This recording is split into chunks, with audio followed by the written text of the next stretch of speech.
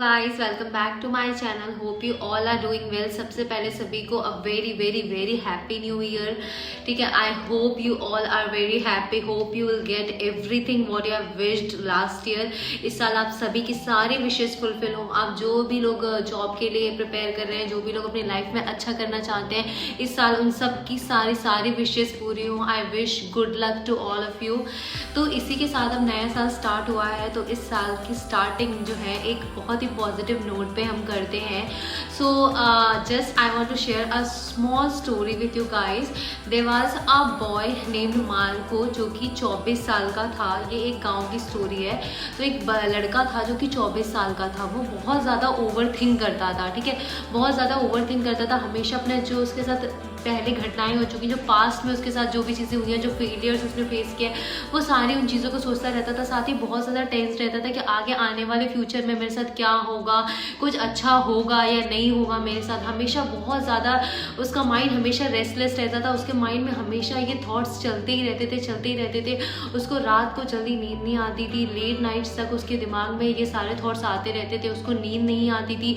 वो बहुत परेशान रहता। मतलब होता है ना, एक अंदर ही अंदर हमारे अंदर एक जंग चलती रहती है। हमारे दिमाग में पूरे टाइम ये चीज़ें चलती रहती है और हम जो है ना कभी भी खुश नहीं रह पाते, क्योंकि हम या तो पास्ट की चिंता करते रहते हैं या हम फ्यूचर का सोचते रहते हैं, आगे होगा या नहीं होगा। तो हम बहुत रेस्टलेस था। वो बहुत रेस्टलेस था। फिर उसे पता चला कि उसी गांव में एक आदमी है जो कि पहाड़ियों पे रहता है, और वो ओल्ड मैन जो है वो सबको सजेशंस देता है and he works as a psychologist.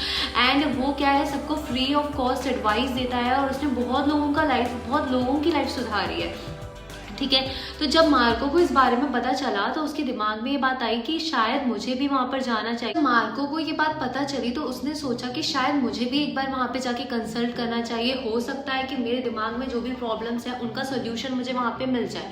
तो फिर मार्को ने एक बहुत लंबी दूरी तय करके वो माउंटेन्स पे पहुंचा। वहाँ पे उसने देखा एक शेल्टर है जो कि पूरा ग्रीनरी से पूरा कवर्ड है। ठीक है, और वहाँ पे एक ओल्ड मैन बैठा हुआ है बाहर में विथ हिज आईज क्लोज्ड। उनकी आंखें बंद थी और वो शांति से बहुत ही कामली वहाँ पे बैठे हुए थे। मार्को उनके पास गया और उनसे जाकर बोला, दादाजी मैंने सुना है कि आप सबकी प्रॉब्लम्स दूर करते हो, तो क्या आप मुझे मेरी प्रॉब्लम का हल बता सकते हो? तो उन्होंने पूछा कि क्या बात है। उसने बोला मार्को ने, मैं बहुत ही थका हुआ महसूस करता हूँ, मैं बहुत परेशान रहता हूँ और मेरे माइंड में हमेशा कुछ ना कुछ चलता रहता है। उन्होंने उसे एक टास्क दिया। उन्होंने एक glass full of water, completely full of water उसको दिया। उन्होंने बोला तुम इस ग्लास को लेकर गांव में जाओ, पूरे गांव का चक्कर लगा के वापस यहाँ आओ, लेकिन रिमेंबर एक भी बूंद इस पानी की बाहर नहीं गिरनी चाहिए ग्लास से। Although he find it very tough, but उसने एक्सेप्ट किया ये चैलेंज और वो निकल पड़ा इस चीज़ पे।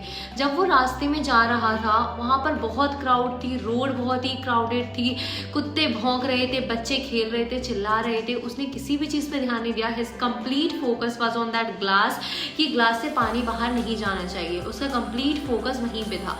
ठीक है, तो उसका सारा फोकस उस ग्लास पे था और उसने पूरा अपना टास्क कंप्लीट करके वापस वो वहाँ तक पहुँचा और दादाजी के पास आकर उसने बोला कि दादाजी देखिए, मैंने ये टास्क कंप्लीट कर दिया है और अब आप देख सकते हो इससे एक भी बूंद पानी जो है वो बाहर नहीं गया है। ठीक है, Then that old man smiled with grace, very calmly he smiled.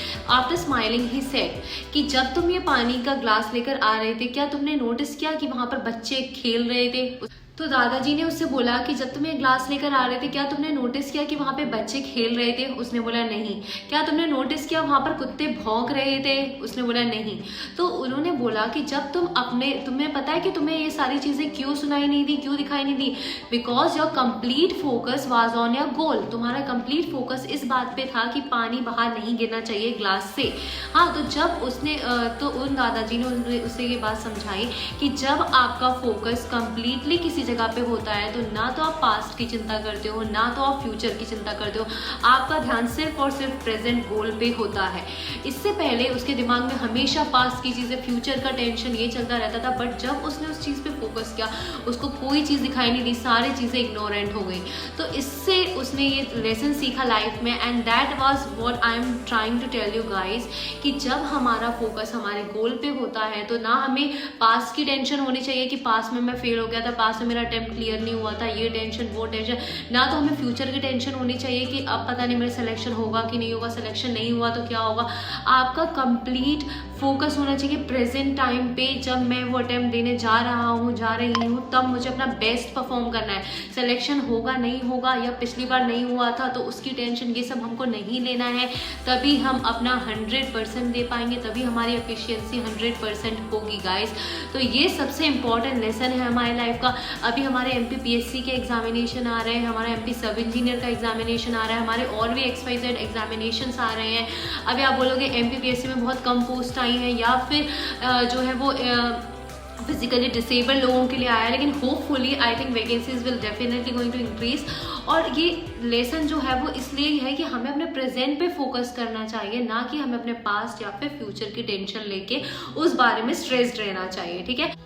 So guys, this was the beautiful lesson that I learned today and I think you all should get a lesson from this story। और इस चीज़ को लेकर आपको इस नए साल की शुरुआत करनी चाहिए कि पिछले साल जो भी हमारे को डिसअपॉइंटमेंट्स मिली, हम उनको पिछले साल में छोड़कर इस साल की शुरुआत जो है on a very positive note करेंगे।